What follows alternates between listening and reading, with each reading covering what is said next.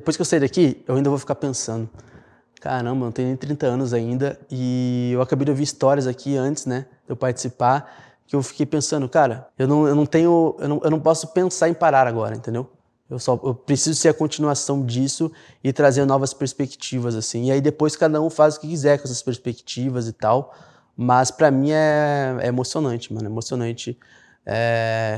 Eu acho que esse é um dos momentos mais legais da minha vida.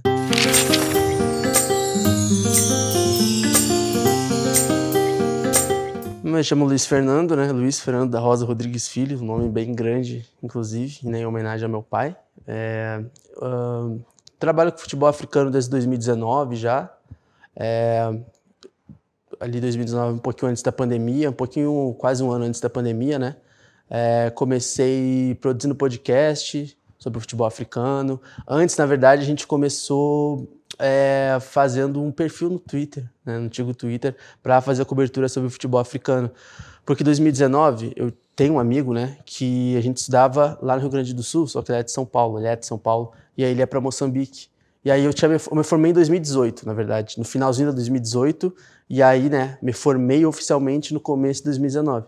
Aí eu voltei para casa, né, porque eu estava numa outra cidade, que era em Santa Maria, que é do lado da minha cidade, ali em São Gabriel, e não tinha muito o que fazer, assim, e eu pensava que eu precisava fazer alguma coisa que fosse diferente, que me destacasse dos outros, porque eu via que a maioria das coisas que estavam fazendo sobre futebol, que é o que eu gosto, tava tudo igual. Eu pensava, cara, para eu me destacar, de fato, morando no interior do Rio Grande do Sul, eu vou ter que fazer alguma coisa muito diferente, assim, para me destacar. Mas alguma coisa que fosse importante para a vida das pessoas, assim, dentro do que eu acredito, né? E aí tinha esse amigo que um mês depois ia para Moçambique e a gente falou, cara, ninguém vai transmitir a Copa Africana das Nações aqui no Brasil, isso 2019, né? Então, por que a gente não conta essas histórias, cara? Porque o continente africano é um continente com tantas histórias e tal, e às vezes as pessoas resumem muito o continente africano, o futebol africano, os jogadores africanos a uma coisa só. Isso tem muito a ver com questão colonial também, né? Como o corpo preto sempre foi visto, né? Principalmente de homens, que no caso, e aí alinhando especialmente ao futebol africano. Então a gente pode humanizar e contar as histórias, assim, não ficar resumindo apenas seleções africanas de 4 em 4 anos, só durante uma Copa do Mundo, e aí sempre as mesmas histórias. Então vamos utilizar a Copa Africana das Nações, que é o torneio mais diversificado que tem, né, de futebol, e às vezes até mais importante que a Copa do Mundo, assim, para os países africanos, que é onde você pode mostrar ali a sua africanidade, sua diversidade, e vamos aproveitar que esse amigo é para Moçambique, um intercâmbio da Universidade Federal também, então, né, importante citar também a Universidade Federal como foi importante para a minha formação, e lá em Moçambique, ele e eu aqui no Brasil, a gente começou a fazer um podcast, assim, tava ainda no comecinho, no boom, assim, de podcast, a gente começou a fazer, e a gente fez um material, assim, eu acho que era um guia da Copa Africana das Nações que a gente fez, assim, tá disponível até hoje em dia, o podcast ainda, e aí começou ali. E aí em 2019 a gente fez uma grande cobertura, assim, a gente foi conhecendo outras pessoas e tal, e foi isso, de 2019 até agora eu me especifiquei mais no futebol africano, mas eu já fazia outras coisas também, mas eu me encontrei mais, né, nesse lance de narrar histórias sobre o futebol africano, pesquisar, trazer um olhar menos enviesado sobre o continente africano para o Brasil, que na minha visão, não só na minha visão, né, a história do Brasil mostra que o Brasil é o lugar onde tem mais negros no mundo, depois da Nigéria, é o país mais africano fora da África, né? Então, tendo essa visão, eu percebi que fazia total sentido continuar com esse trabalho e etc. Então, estamos aí até hoje.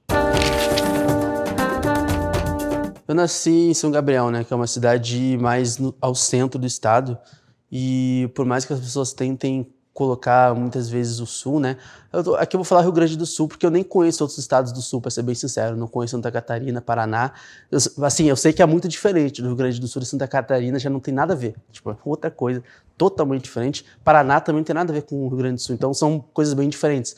Aí o que eu posso falar é de uma vivência de alguém que nasceu numa cidade que é demarcada por muitos territórios indígenas também, que é São Gabriel ali, tem muito assentamento também, historicamente, e é uma região ali que é a região dos Pampas, né, que normalmente costuma ser a região mais pobre do Rio Grande do Sul, que é um estado que tem muita terra, tem muito negócio de agronegócio, mas que normalmente fica mais lá para cima, como dizia meu pai, tipo, mais ao norte, assim, que tem mais uma herança lá dos italianos e tal. Só que eu sempre morei muito longe desse lugar, né? Eu morei no centro do estado, assim, nos Pampas mesmo, mais próximo até do Uruguai do que Santa Catarina, por exemplo, porque eu nasci em São Gabriel, que fica 3 horas de uma cidade que faz fronteira com o Uruguai. Então, isso daí também moldou a minha visão, assim, sobre as coisas. Mas, cara, viver no Sul, eu gosto de colocar muito no contexto familiar, assim, eu acho que meu contexto familiar me protegeu muito de muitas coisas, assim, sabe? E o meu contexto, meu bairro onde eu nasci, porque aí tem essa questão. Eu nasci numa cidade específica ali, São Gabriel, que não é uma cidade que tem pessoas ricas, não é uma cidade que tem muitos empregos também, sabe? Mas é uma cidade muito legal que eu sempre curti, assim, porque eu tive uma infância num bairro que era um bairro que sempre foi muito criminalizado, assim, porque era um bairro que foi construído com várias casas assim da prefeitura, que a prefeitura ofereceu na época, isso lá no começo dos anos 98, para ser mais exato. Eu tenho uma vaga memória assim, de 2 anos, saindo da casa da minha tia, onde meus pais moravam, porque teve uma época assim que eles ficaram sem casa e tal. Eu acho que era bem no começo que eu nasci. E aí eu tenho uma vaga memória assim do caminhão do meu pai. Meu pai sempre foi motorista também, tipo, foi caminhoneiro, taxista e tal. E nessa época ele era caminhoneiro. E aí eu lembro de subir assim o bairro da minha tia e ir lá para a zona sul da cidade, assim, que é bem distante da casa da minha tia, que ficava mais perto do centro, assim, e ir morar nessa casa, que era uma casa, eu acho que tinha uns 3 cômodos no máximo. Uma casa comum, assim, sabe, de projeto habitacional, sabe? E aí eu cresci nesse bairro, e esse bairro, ao mesmo tempo, foi a melhor vivência que eu poderia ter tido, porque eram crianças, assim, que tinham a mesma tonalidade da minha pele, ou mais escura, então, ao mesmo tempo, a gente tinha muita coisa em comum, mas isso não era algo dito, isso é algo que eu vejo hoje, sabe? Não era algo que eu ficava pensando muito. Só que aí, quando eu comecei a crescer nesse bairro, que era muito visto de forma criminalizada, no sentido que, assim, quando a gente ia para o centro, isso já mais perto da adolescência ou na escola, você era tratado de uma forma porque você era daquele lugar, entendeu? Então, quando acontecia alguma coisa, mais boba possível que fosse, só podia ser o cara lá do João de Barro, que é onde eu nasci, né? Um lugar onde se chama João de Barro, você já imagina como é que deveria ser a questão estrutural do lugar, né? Mas, como eu disse, quando a gente é criança, a gente só quer brincar ali na terra, a gente não fica pensando nessas coisas e tal. Então, apesar disso, eu tive a melhor infância possível, assim, melhor. Eu repetiria a mesma coisa, eu morei no mesmo lugar que eu moraria e tal, e isso me ajudou muito a viver em comunidade, né? E aí depois, ali, uns 10 anos, 11 anos, 12 anos, eu passei a escutar mais hip hop, e aí isso mudou minha vida. O hip hop mudou minha vida, porque eu comecei a escutar Racionais. Aí eu percebi que tinha muitas das coisas que eu via ali, ouvia, e que meus amigos ouviam também ali, do lado, tinha muito a ver com as coisas que eu vivia no meu bairro, né? E aí o Racionais, principalmente o Racionais, foi um instrumento para eu começar a racionalizar o que eu vivia e para perceber que tinha algumas coisas ali que faziam muito sentido, né? E eu acho que foi com Racionais que eu tive essa primeira noção assim mesmo, que eu não era igual às outras pessoas, entendeu? Porque eu ainda estava naquela época, por mais que já fosse século XXI, de que as pessoas não era muito bonito ser chamado de preto, sabe? Ou se autoafirmar ainda. Eu acho que até, assim, para essa geração que nasceu no finalzinho dos anos 90, comecinho dos anos 2000, essa questão de se autoafirmar partiu muito da questão de ir para uma universidade depois, entendeu? Aí depois você tem aquela coisa de que tem um teor político nisso, de se autoafirmar e etc. Mas foi nessa época aí, cara, 10, 12 anos, já morando no bairro, que o hip hop me ajudou muito a compreender o que era ser negro, Racionais principalmente, e aí depois tudo começou a fazer sentido assim na minha vida. Eu entendia por que aquelas pessoas me tratavam daquela forma e como na época da escola, como eu estudei numa escola no centro, que era perto da casa da minha tia, e minha tia não morava no centro, mas era no bairro que era perto do centro. E aí, minha mãe trabalhava fora também, e aí eu saía da escola e ia para minha tia. E aí eu estudava de manhã ou de tarde, muitas vezes, e depois ia para casa só de noite. E tinha uma época que meus colegas até achavam que eu morava na casa da minha tia, nem sabia que eu morava bem longe, porque eu estava sempre na casa da minha tia, só voltava de noite para minha casa, né? Meus pais, os dois trabalhavam e tal. E aí foi isso, assim, foi esse momento importante para minha consciência, Racionais, o meu bairro, e aí eu entendia também porque, isso bem depois, já no final do ensino médio, eu fui sacar porque eu sentia vergonha de dizer onde eu morava. E tinha algumas pessoas que moravam no meu bairro, que estavam na mesma escola, que, claro, a gente brincava, a gente falava, não, eu moro lá não sei aonde, lá depois de tal coisa, para brincar, porque a gente sabia que sempre que a gente dizia onde a gente morava, tinha um quê de discriminação, só que a gente levava isso de forma, sabe, zoava e tal, fazia piada e tal, mas depois eu percebi, assim, como o porquê que eu sentia vergonha, ou porquê que eu não deveria sentir vergonha de onde eu morava, entendeu? E é isso, assim. Mas o hip hop me ajudou a ter essa consciência de autoafirmação e de crítica sobre tudo que eu estava vivendo, sabe? Ainda mais no Rio Grande do Sul. No Rio Grande do Sul, não só no Sul, né? Rio Grande do Sul específico, onde eu acho que assim como o Brasil, essa questão do racismo é algo que tentam camuflar muito. Deixa, isso é bobagem, sabe? Tinha muita dessa coisa assim, não, isso é bobagem, não, isso é coisa da tua cabeça. Então sempre vivi nessa linha tênue, assim. E só depois, na universidade, que eu fui ter uma noção, aí sim, mais feroz, assim, de como confrontar esse discurso, sabe? Não era nem tanto na minha família, era fora da minha família, assim, era no meio da sociedade mesmo. Eu cheguei à universidade em 2015, fiz vestibular, assim. Lembro como se fosse ontem, assim, da minha mãe me acordando no sábado da manhã, gritando, porque ela ouviu no rádio, nem sei como funciona hoje em dia, mas na época era tipo, na época assim, há 10 anos atrás, né? Tinha um vestibular lá, tem vestibular, né? E aí a lista estava no rádio, assim, né? E aí ela ouviu meu nome e eu tava... se eu passar, passei, se não passar, não passei também. Eu lembro que era num sábado, assim, de manhã cedo, que eu acordei com a minha mãe gritando, assim, falando que eu tinha passado numa federal, entendeu? E assim, eu nunca tinha pisado numa universidade. Eu sabia que eu queria fazer jornalismo, porque eu olhava pra TV, especialmente no esporte, né? E eu achava que eu poderia fazer aquilo. Acho que isso aí é maneiro, cara. Se eu gosto de futebol e eu quero trabalhar próximo do futebol, acho que eu fui lá pesquisar, jornalismo. Eu acho que eu vou fazer isso aí então. Se é para trabalhar perto do futebol e isso se chama jornalismo, eu quero fazer isso aí então. Então foi assim, eu não tinha nenhuma referência na família e tal. Minha família sempre foi muito musical, assim. Tipo, sempre quando eu vou para casa da minha avó, né, que faleceu já há uns anos, mas ainda a gente tem essa questão. Sempre que tem almoço lá, meus tios e tal, sacam o violão, começa a cantar, a tocar. Minha mãe sabe tocar gaita. A minha família sempre foi muito musical, sempre foi muito musical. E talvez essa veia da comunicação tenha vindo daí, dessa questão musical, artística, talvez. Aí eu fui pro jornalismo e aí, cara, cheguei em 2015, foi um choque primeiramente para mim, assim, porque eu cheguei no curso de jornalismo que era tudo muito diferente do que eu imaginava. Porque, assim, ainda assim, eu só era um moleque que estava na esquina do meu bairro. Eu fui lá para outra cidade, Santa Maria, tá? Que é do lado de São Gabriel, para fazer o vestibular. Voltei para minha casa e voltei a viver as coisas que eu já vivia. E do nada eu estava numa faculdade pública, assim, sabe? E eu não tinha noção do que era uma faculdade pública. Eu nunca tinha pisado numa faculdade pública. E foi um choque, primeiramente, porque eram pessoas muito diferentes de mim, assim.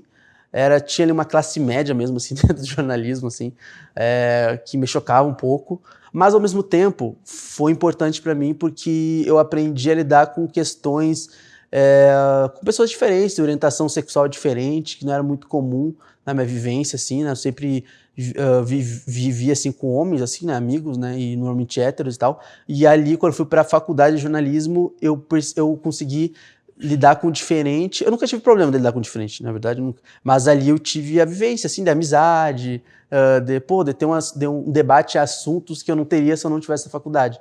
E aí eu acho que isso é importante de falar no momento da sociedade em que pessoas estão tentando empurrar a ideia de que faculdade não é importante. Não, faz ali um técnico, com todo respeito a um técnico, faça se achar que valha. Mas a universidade, para nós, que historicamente não estivemos lá durante muitas décadas, né, assim, no sentido mais amplo de igualdade, né, de equidade, é importante a faculdade, porque se não fosse a faculdade eu não teria essa noção que eu tenho sobre o que é ser negro no mundo, o que é ser negro no Brasil, especialmente, que eu acho que o país mais racista do mundo é o Brasil. Dificilmente eu acho que tem um país mais racista que o Brasil, porque aqui a gente é racista dizendo que não é racista, né? A gente falando de sociedade brasileira. E isso daí é muito difícil para combater. E se não fosse a universidade, o curso de jornalismo, ter professores críticos ali também que me apoiavam e tal, colocavam um debate, colegas também negros já tinha lá também um número considerável no jornalismo, e isso facilitou. E foi um momento muito bom, cara, porque se não fosse a faculdade eu não teria essa noção e esse estofo de ser a pessoa que eu sou hoje. O profissional é depois, vem depois, mas a pessoa ela foi formada pela minha família, obviamente, pelo meu bairro, mas a faculdade potencializou e me ajudou a intelectualizar a minha vivência. Tipo, eu tinha minha vivência, mas muitas vezes eu não sabia como me posicionar frente ao racismo, por exemplo, sabe? Eu não tinha uma referência de teórica, de livro, de coisas assim. Então eu aprendi isso na faculdade, movimentos sociais mesmo, movimento negro, que eu me envolvi muito. A faculdade foi assim, foi boa parte estudando, né, jornalismo, e outra metade foi em movimento social, em movimento negro, movimento social no geral, casa de estudante, porque eu morava na casa do estudante, eu morava dentro da faculdade, então tinha muita coisa que não tinha muito como eu ignorar, sabe? A questão de moradia, luta por moradia, a questão das cotas também na faculdade, na Universidade Federal de Santa Maria, que teve, foi uma das primeiras também. Então é isso, se não fosse a universidade não teria esse estofo intelectual para combater o racismo do ponto de vista narrativo mesmo. Aí eu me formo, né, em 2018, e aí em 2019 pego o canuto, né, do curso de jornalismo. E aí, cara, veja só, 2018 eu tava no último ano da faculdade, né, e eu já tava assim, putz, cara, eu tenho que me preparar para alguma coisa. E aí eu entrei no torcedores.com, que é um site colaborativo, e eu já estava na faculdade, ainda estava na faculdade, porque eu queria exercitar a minha escrita jornalística, né? Não que eu não tivesse na faculdade, mas eu não me sentia pronto para o mercado ainda. Eu pensei, eu vou entrar nesse site aqui em 2018, vou ficar, enquanto eu estudo, né? Aí já era mais época do TCC, e vou começar a escrever. Eu sempre gostei de escrever, sempre gostei de escrever, sempre gostei de escrever crônicas também, uma coisa que eu mais gosto é crônica, sempre gostei de ler e escrever crônica. E aí, em 2018, eu entrei para saber como é que funcionava, e fiquei um ano lá inteiro, assim, escrevendo várias coisas sobre futebol e tal, e me preparando, né? Beleza. E olha como as coisas são. Aí no final de 2018, eu quase fechando meu curso, teve um concurso do torcedores.com para ser repórter da Copa do Brasil, na época, que o torcedores.com era um parceiro ali. E aí o mentor era o Mauro Betting. E aí era assim, envia lá um vídeo e um texto sobre a Copa do Brasil, os melhores textos vão passar. E aí eu passei nesse negócio para ser repórter. E aí, com uma história da Copa do Brasil da minha cidade, que só eu contaria, porque só eu sabia, eu tava lá, que foi uma vitória lá de São Gabriel na Copa do Brasil sobre o Palmeiras, em 2005. E eu falei, cara, eu vou escrever isso aqui, eu vou passar, porque ninguém vai escrever sobre isso. Dito e feito. Escrevi, passei. Lembro até hoje que eu tava na minha casa, no interior, assim, 2019, né, comecinho, eu acho que janeiro ali, e aí do nada toca o meu celular, assim, um vídeo, era o Mauro Betti falando que eu tinha passado no concurso. Aí tu imagina isso para quem estava no interior do Rio Grande do Sul, nunca tinha entrado num estúdio, alguma coisa assim. Cara, minha cabeça virou assim e falei, cara, acho que eu posso bem mais, né? E aí fiquei mais 6 meses ainda escrevendo para o site, aí já nessa bolsa com o Mauro Betti à distância, né? Fazendo as orientações ali, etc. E aí, cara, eu falei que eu tinha que vir pro Rio de Janeiro, para São Paulo. Eu sempre tive essa ideia. Só que, cara, eu vim com muito pouco dinheiro, assim. Eu falei, mãe, eu preciso ir, eu acho que é o momento. Eu não tenho contato nenhum, mas eu vou tentar. Porque eu acho que, infelizmente, aqui eu não vou conseguir. E não era aqui no interior, era aqui no geral, no Rio Grande do Sul. Nem se fosse para Porto Alegre, eu acho que eu não... Eu tenho uma intuição muito forte assim, sobre as coisas, eu achava que eu tinha que vir logo para cá para conseguir fazer as coisas do zero aqui, porque aqui eu encurtaria o caminho, né? E aí vim para o Rio de Janeiro, vim de ônibus, assim, eu lembro que demorou umas 30 horas para chegar aqui. Minha mãe ficou maluca comigo, óbvio, mas ela sempre me apoiou, porque ela via potencial em mim. E isso é importante também, se minha mãe não me apoiasse, certamente não teria vindo. E foi, assim, foi uma maluquice mesmo, de fato. Porque eu lembro que eu vim com R$2.000, na minha cabeça era muito dinheiro, R$2.000. Nossa, R$2.000, eu acho que dá pra ficar uns 3 meses aqui e tentar. Mas é óbvio que R$2.000 eu consegui 2 meses e alguma coisa, depois fui trabalhando para torcedores.com ainda, mas foi muito difícil, os primeiros anos foi muito difícil, porque eu me mudava o tempo inteiro, o aluguel mudava de valor, aí conseguia um freela, e aí no meio disso, nesses primeiros anos, eu consegui no torcedores.com uma vaga ali para freelas de repórter, assim, para cobrir coisas que a empresa fazia aqui no Rio de Janeiro. E aí eu lembro que a minha primeira vez foi lá, acho que na Barra, acho que foi na Barra, se eu não me engano, tinha alguma coisa sobre a Bundesliga Brasil e tal, eu fui lá, entrevistei os ex-jogadores brasileiros, entrevistei o Tinga, que é gaúcho também, de Porto Alegre, o Zé Roberto, e pensa, mano, pra mim, tudo aquilo ali eu tava vivendo, era maluquice, cara, porque eu vim por conta própria e as coisas foram acontecendo ali, porque eu tava ali, aqui no Rio de Janeiro, né, no caso, e aí que eu saquei, cara, se eu não tivesse feito isso, muitas dessas oportunidades não aconteceriam. E aí depois eu tive a oportunidade, nessa mesma época, 2019, de fazer uma entrevista com o Tite lá na Barra também. Olha como as coisas são, né? Tava no interior há pouco tempo atrás, eu vim para o Rio de Janeiro, mal conseguia pagar meu aluguel, e aí de um dia para o outro eu estava representando o Torcedores.com, entrevistando o Tite lá na Barra para um documentário que tinha da Copa América. Foi logo depois que o Brasil foi campeão da Copa América em 2019. E ali eu fiquei pensando que eu deveria ficar independente de qualquer coisa, né?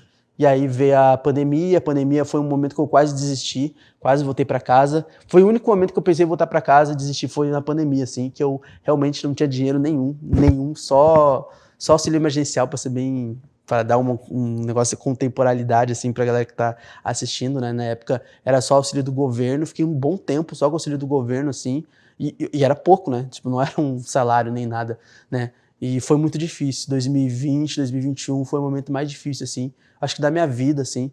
Passei por muita privação, mas eu sentia que eu precisava continuar aqui porque eu tinha um ideal dentro do jornalismo que eu precisava seguir. E aí tem essa questão, eu sempre fui muito idealista no jornalismo, sabe? Essa coisa de ter um ideal, de ter essa ideia do futebol africano, sempre tive. Eu achava que valia a pena, apesar da privação de muitas coisas que eu tive durante 2, 3 anos, continuar aqui, porque em algum momento eu sentia dentro de mim que aquilo iria vingar.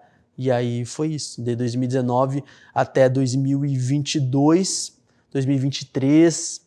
mais ou menos, assim, 2022, 2023, foram perrengues, né? Até um ano antes desse vídeo que a gente tá gravando agora, até um ano e meio antes, era muito difícil, né? Então, só para dar uma ideia de que, aparentemente, as pessoas podem olhar e achar que as coisas vêm assim, caem, né? De uma árvore, as oportunidades, mas, de fato, eu precisei abdicar de muita coisa, da minha família, dos meus amigos, de muita coisa, assim, para estar aqui, por causa do jornalismo e por causa do ideal que eu tenho, que não é nem representar, mas é de dar sequência a outras pessoas que batalharam tanto lá atrás para que eu estivesse aqui e eu não poderia não fazer isso.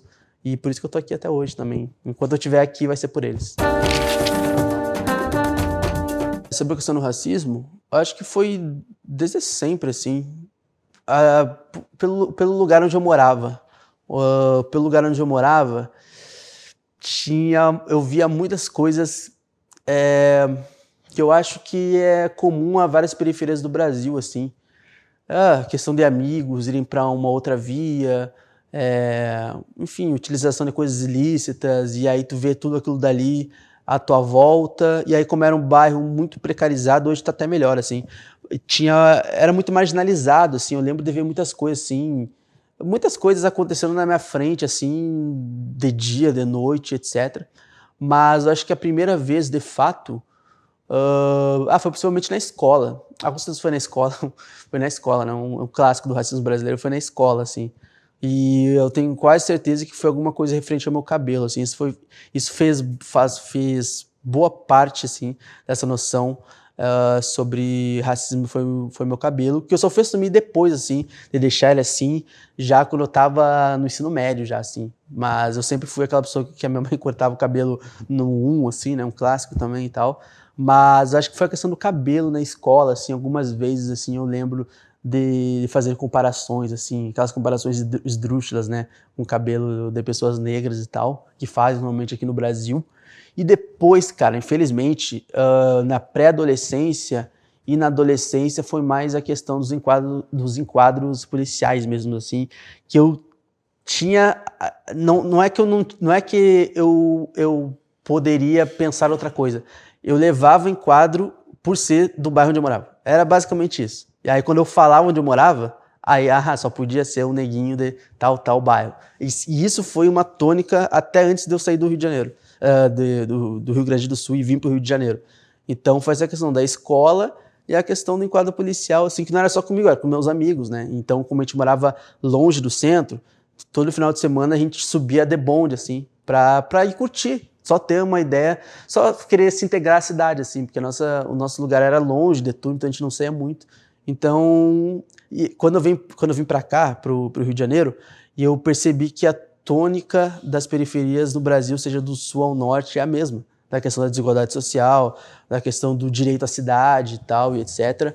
Mas foi aí, eu acho que no momento em que eu ousei querer, nós ousamos, nossa comunidade ali, querer subir assim para o centro, para aproveitar, foram aqueles momentos que a realidade me mostrou que a gente não era igual a todos, sabe? E já era nesse momento do hip hop e tal, depois do funk, então tudo começava a bater, as coisas que eu ouvia, as coisas que eu vivia, e aí eu falava, cara, isso aqui é racismo puro, sabe?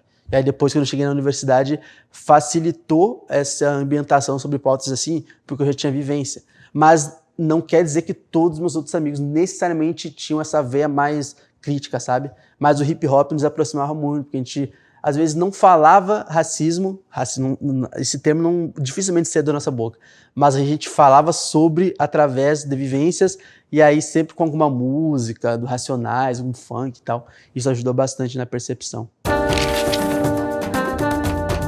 Sobre a presença negra na imprensa brasileira, eu sempre fui um cara muito curioso, assim, porque eu olhava, obviamente, que pra Glória Maria, né, óbvio, e pra... Não, tinham três, né, que eram sempre, entre aspas, sempre os três que se apresentavam pra quem especialmente era fora do Sudeste, né, então como eu vim do interior, a minha família sempre, ainda é, né, sempre muito, assim, de assistir TV, então, pô, normalmente eu conhecia as pessoas porque assistia sempre, assim.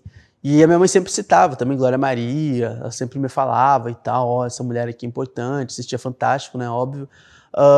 Eu acho que no esporte, assim, que eu pensava sempre era o PC Vasconcelos, porque eu ficava olhando como é que esse cara fez tanta coisa, tantas Copas do Mundo, assim, com o Brasil sendo o Brasil, né. E aí, até hoje eu fico me perguntando sobre isso, um dia eu quero conversar com ele pessoalmente. A gente já conversou por internet, né, o PC Vasconcelos, comentarista da Globo e tal. A gente já comentou, já trocamos ideia já por internet, mas pessoalmente ainda não. E eu sempre me perguntava como essas pessoas estavam lá, assim. A Glória Maria, pra mim, era enigma. Eu ficava, como é que ela consegue ter tanto protagonismo assim há tanto tempo? E eu ficava me perguntando. E eu achava isso magnífico também ao mesmo tempo, assim. Era um enigma pra mim, assim. PC Vasconcelos, a Zileide Costa, acho também, né? Que é da Globo ainda, uma outra mulher. E aí sempre com essa fineza, né, cara? Era uma coisa que me chamava a atenção, porque eles não performavam uma ideia do que o negro deveria ser, né, no Brasil, segundo a sociedade, né? E era uma ideia totalmente ao contrário, uma ideia de pessoas bem vestidas, com uma comunicação exemplar, com um refino na hora de falar e de analisar algo. Aquilo me chamava atenção, porque aquilo me encantava, de fato aquilo me encantava. Eu acho que isso fez parte também do meu imaginário, por mais que eu não percebesse, assim. Eu acho que eu percebo mais quando eu falo agora, quando alguém me pergunta alguma coisa sobre, eu percebo dessas referências, mas certamente. Mas foi basicamente isso, essas pessoas assim me ajudaram a ter uma noção de que eu poderia estar em certos lugares, assim, e tal, podendo, sei lá, viajar que nem a Glória Maria, ou poder fazer uma Copa do Mundo que nem o PC Vasconcelos e tal. E eu sempre tive essa ideia de que eu queria trabalhar no jornalismo para conhecer essas pessoas. Eu sempre, assim, óbvio, como eu falei, eu tenho questões idealistas que eu penso sobre o que eu posso representar para outras pessoas também, mas, acima de tudo, eu sempre quis entrar no jornalismo porque eu sempre me amarrei nisso. E eu sempre quis, cara, pô, já que eu me amarro nisso, eu quero estar perto dos melhores sempre. E sempre que eu puder estudar, trabalhar para estar com as pessoas que eu admiro de muito tempo, eu quero estar. Eu já tive algumas oportunidades de estar com pessoas que eu gosto, assim, e ainda tô tendo, na verdade, assim. Eu acho isso o mais barato, cara. Eu acho que enquanto a gente vai fazendo história, vai contando a nossa história, vai chegando em alguns lugares, eu acho que o mais importante é ter o reconhecimento das pessoas que, de alguma forma, veem o meu trabalho e falem, pô, cara, esse teu trabalho é legal. E normalmente são pessoas que têm décadas e décadas de profissão. Então, pra mim, cara, isso é mais importante do que curtida, do que meu trabalho chegar longe ou do dinheiro que eu vou ganhar. Apesar do dinheiro ser muito importante no jornalismo, né? Temos que falar sobre dinheiro no jornalismo. Mas ter o reconhecimento de pessoas que já têm tantas décadas de trabalho, de luta no jornalismo ou em outras camadas da sociedade, para mim isso é o que mais importa, porque eu sempre gostei de ouvir os mais velhos, assim, minha mãe sempre me ensinou isso. de ouvir os mais velhos, de respeitar os mais velhos. E eu acho que isso é muito sobre o que eu consumo hoje em dia também, os livros que eu leio e tal. Sempre quando eu penso que eu já fiz alguma coisa que é tão inovadora, eu volto um pouco, 2 casas e falo, não, calma, eu só sou uma continuação, cara. Muita gente já pensou isso, já fez isso que eu fiz há 40 anos atrás. E quando eu leio o Abdias Nascimento, então aí eu entro em parafuso logo, né? Pô, o cara já falou tudo o que a nossa geração aqui tá achando que tá inventando. Aí eu falo, mano, por favor, vamos lá, galera, calma, torcedores, calma, vamos ler os mais velhos primeiro, quem realmente pavimentou, né, a ideia do que é ser negro, de se autoafirmar como negro, Abdias Nascimento, Lélia Gonzalez, e aí eu fico mais calmo, e aí me dá mais tranquilidade para eu não colocar uma pressão sobre mim, sobre construir coisas novas, porque eu acho que as coisas vão acontecendo de forma natural também. A luta do Vinícius Júnior, do Aranha, apesar do Brasil ser um país tão racista e tão desigual ao mesmo tempo, eu acho que todas essas pessoas, elas são frutos de tudo que a gente construiu, né? As gerações passadas, né? Óbvio, a nível de debate público e etc e tal. Como eu disse, lá no Sul, especialmente no Rio Grande do Sul, tem primeiro que um apagamento, e aí é midiático, especialmente, do negro no Rio Grande do Sul. Porque, assim, essa questão de ser negro no Rio Grande do Sul, para mim, assim, entre aspas, falta de negros no Rio Grande do Sul, ou no Sul no geral, para mim nunca foi uma pauta. Eu acho que para ninguém lá, porque essa não era uma questão, é mais uma representação midiática, na verdade, do que algo que, claro, hoje se discute bem mais, óbvio também, óbvio, questão na última década aumentou. Mas essa questão assim de que, como se tivessem poucos negros, especialmente no Rio Grande do Sul, para mim nunca foi uma questão, porque não é uma verdade, entendeu? Tipo assim, eu via, ao meu redor ali, a maioria das pessoas eram negras, assim, claro, facilitava muito o fato de morar numa periferia também, infelizmente isso coloca pessoas de pele mais escura, né, nos lugares mais pobres por causa da desigualdade, isso no Brasil inteiro. Mas essa questão, cara, essa questão midiática sempre me incomodou primeiro, e me incomoda até hoje, como olham pro Sul, no geral, com uma ideia só, né, uma ideia de pessoa, como é que é, uma ideia bem eugenista, muitas vezes, historicamente falando, sobre o que é o Sul, sobre o que é a mulher do Sul, né, e etc. Isso sempre me incomodou bastante. Isso sempre atrapalhou também a nossa causa negra no Rio Grande do Sul, né. Tanto é que o cara que inventou o 20 de novembro é de Porto Alegre, é do Rio Grande do Sul. Então, como assim não existem negros no Rio Grande do Sul? E, infelizmente, isso é uma questão que, vindo já para o Rio de Janeiro, é uma questão que foi tão introduzida na cabeça das pessoas que até os negros do Sudeste acham que não existem negros no Sul. Mas eu entendo que não necessariamente é culpa deles, porque historicamente a mídia reproduz até hoje o Sul, primeiro como se o Sul fosse uma coisa só, e como eu disse, Rio Grande do Sul, Santa Catarina já não tem nada a ver uma coisa com a outra, e com o Paraná muito menos ainda, então é difícil, sabe? Mas, para não perder o fio da meada, essa questão da representação sempre me incomodou. Mas olhar para agora e olhar o caso do Aranha, que eu acho que foi um marco importante para o futebol brasileiro também, né? A punição lá em relação ao torcedor do Grêmio e tal, do clube ter sido punido também foi um marco importante, deveria acontecer e aconteceu. E eu acho que a partir disso outras coisas surgiram. Vou dar um exemplo para vocês verem, ter uma noção. O Observatório contra a Discriminação Racial começou lá em Porto Alegre, o Marcelo Carvalho, meu amigo, parceiro, Porto Alegre lá, entendeu? Então, assim, é interessante a gente perceber como existe uma resistência histórica de pessoas negras, especialmente no Rio Grande do Sul também, que não é desse século, é de muito tempo atrás. Isso dá a história do que é o gaúcho no Rio Grande do Sul. A figura do gaúcho no Rio Grande do Sul é uma figura de um negro e do indígena, a mistura dos dois, né? E é exatamente o que é. O negro do Rio Grande do Sul, do interior, é exatamente a figura, basicamente, da mistura do negro e do indígena. As duas populações que convivem juntas historicamente, né, no Rio Grande do Sul e tal. E poder ver isso depois, todo esse desenvolvimento do Observatório contra a Discriminação Racial, depois desse caso do Aranha, como fortalecer um debate e ver o Vinícius Júnior enfrentando o que ele enfrentou. Eu confesso que eu não teria essa força que ele tem, acho que eu não teria. Ele deve ter sofrido muito, né, no off, etc. Mas eu acho que o fato de tudo isso acontecer, agora ter essa punição que teve lá na Espanha, e ainda com a possibilidade de ele ser o melhor do mundo, eu acho que é um marco que a gente até tem a noção agora, mas daqui a uns 30, 40 anos a gente vai olhar esse caso do Vinícius Júnior no futebol e vai ver como um marco assim, muito maior do que a gente imagina. Isso tem tudo a ver com as pessoas que estão consumindo futebol, como as próximas gerações vão ser construídas. E quando eu falo próximas gerações, não é só de crianças negras, não, estou falando de sociedade mesmo. Não adianta também só a gente ter a noção das coisas e a sociedade não evoluir, isso é importante. Eu acho que o Vinícius Júnior é um exemplo, não, principalmente para as crianças negras, homens e mulheres negras, mas é um exemplo para a sociedade inteira que também olha para um mundo mais progressista no sentido de avançar em questões de direito à pauta das populações negras e às pautas das mulheres no mundo, né? Chegamos a mais um vídeo do África Mamba, a sua casa de futebol africano aqui no YouTube do Brasil. Seja muito bem-vindo, seja muito bem-vinda a mais um vídeo sobre futebol africano, aqui onde a gente fala sobre seleções, clubes, jogadores e jogadoras africanas. Sobre o futebol africano, cara, para mim ele representa tudo, assim, do ponto de vista do que a gente... Porque, assim, várias pautas sobre o futebol africano são pautas que acabam sendo pautas sobre muito das coisas que a gente vive e da noção que o pessoal tem sobre a África no geral. O futebol é só uma válvula, assim, para falar sobre a África, para mim.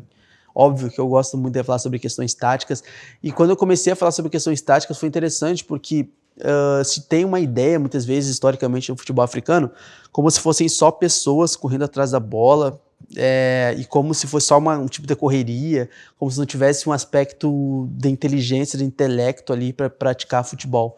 E, cara, até a última Copa do Mundo, acho que até hoje ainda, a galera lida com seleções africanas como se fosse uma coisa imune a um aspecto cognitivo, de organização, de uma escola específica de futebol, como se fosse tudo a mesma coisa.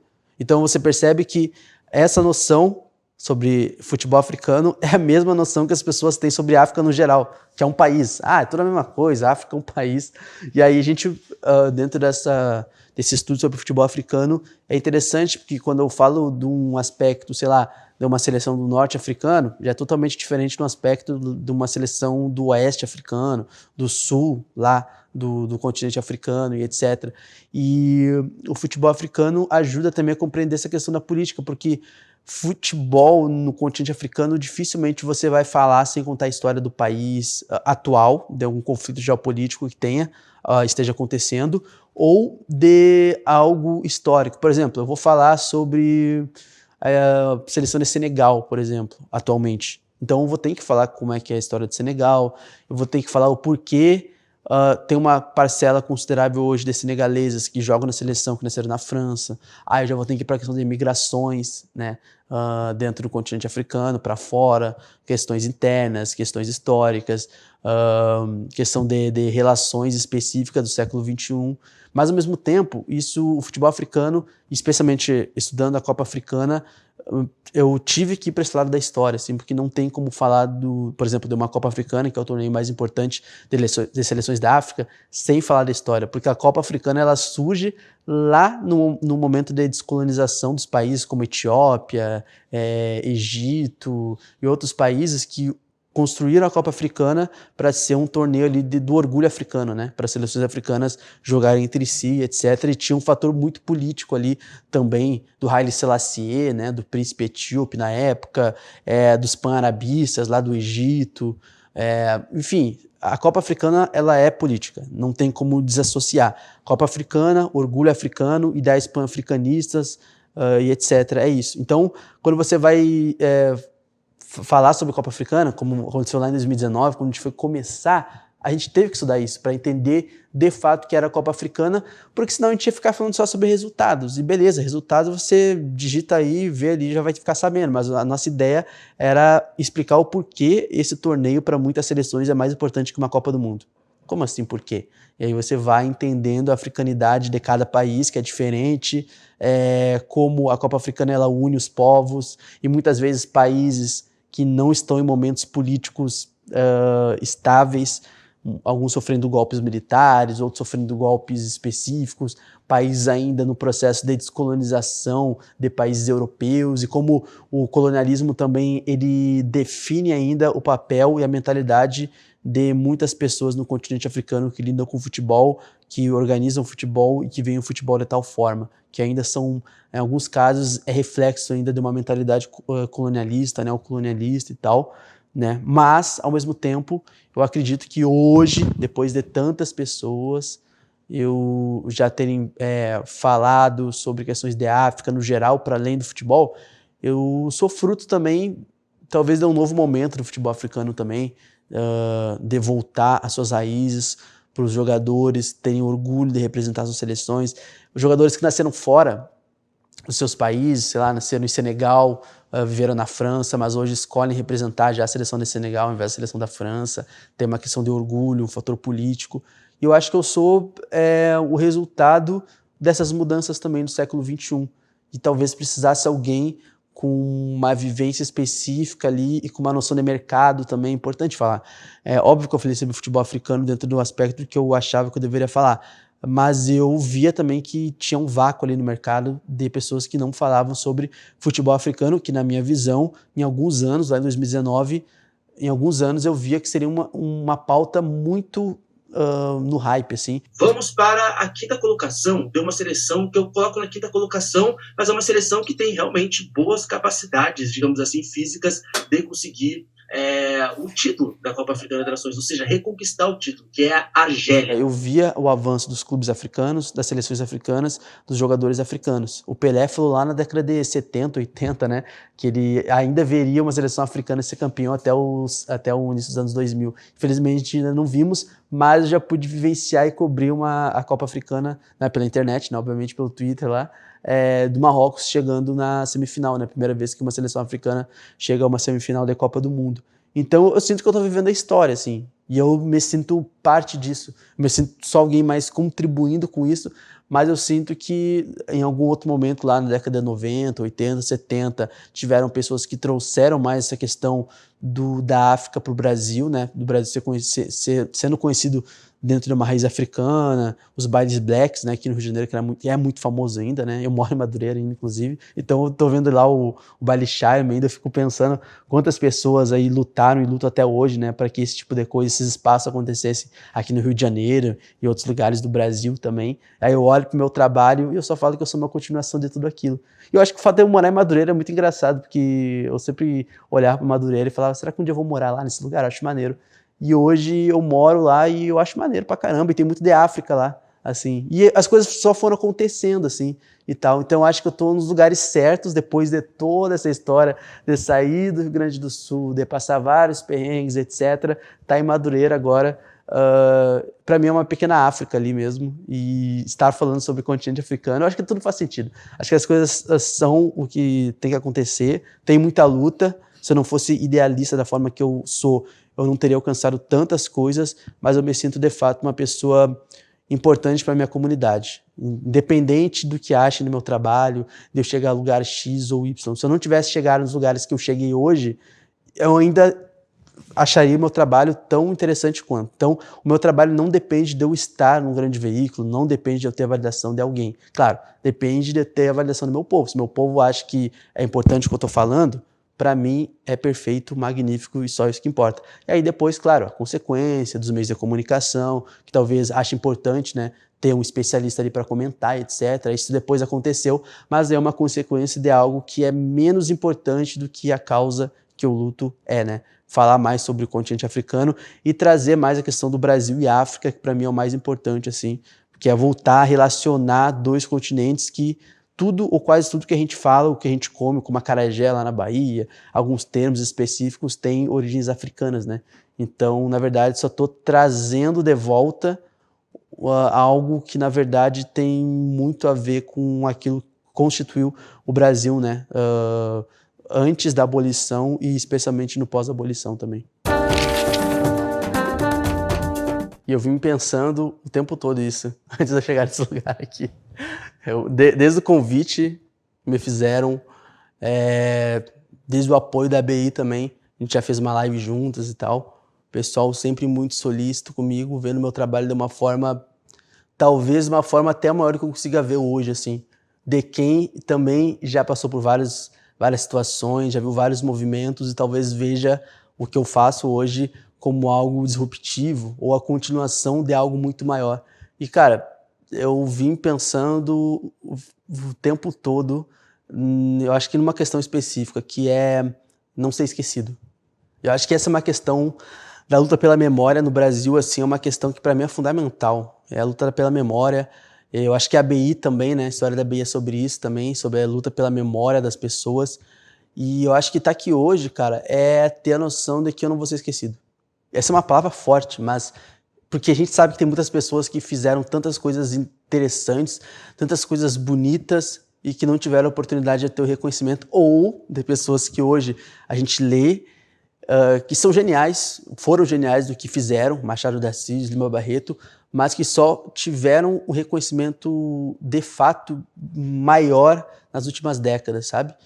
Mas se não fossem as pessoas que documentassem essa memória, essa história, esses escritos lá atrás, a gente não estaria levando Machado de Assis para outros países da Europa, e os gringos adoram Machado de Assis, né? Lima Barreto, genial.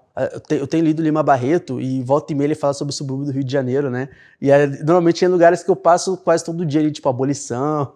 Eu fico, cara, sabe, olha como a vida é um ciclo, né? E como é importante a gente, ainda mais na cultura da internet, em que as pessoas cada vez querem menos ler livros, e tudo o que está na internet é, entre aspas, o que é verdade, e tudo o que não está na internet é como se não existisse.